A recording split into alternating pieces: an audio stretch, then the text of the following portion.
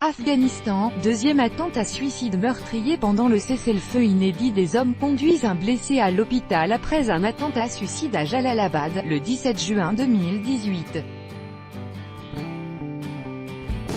Reuters parouise. La ville de Jalalabad a été frappée ce dimanche 17 juin par un attentat suicide qui a fait au moins 14 morts et 45 blessés, le deuxième en 2 jours dans cette région de l'Est de l'Afghanistan.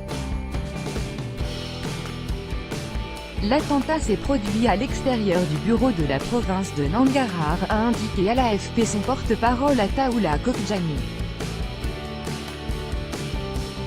Selon lui, le kamikaze, à pied, a visé des talibans, des civils et des anciens qui quittaient le bâtiment abritant le bureau du gouvernement après un événement organisé pour l'Aïd el-Fitr, la fête de la fin du Ramadan.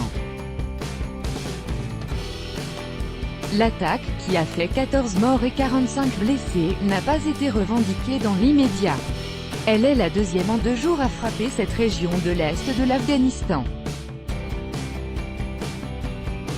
Hier, un autre attentat suicide commis dans le district de Roda, à 25 km de Jalalabad, a fait 36 morts et 65 blessés parmi une foule célébrant le cessez-le-feu provisoire entre les forces de sécurité afghanes et les talibans. Il a été revendiqué par le groupe État islamique.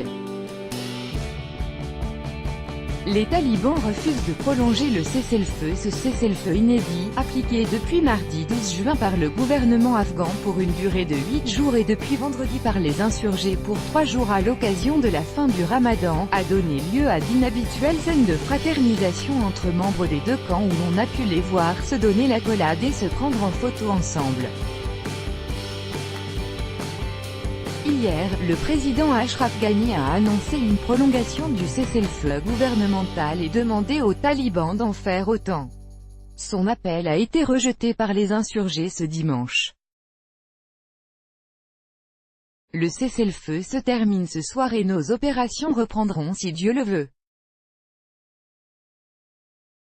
Nous n'avons aucune intention de prolonger le cessez-le-feu, a déclaré le porte-parole taliban Zabiullah Mujahid dans un message transmis à l'AFP, suggérant ainsi une reprise des combats dès lundi.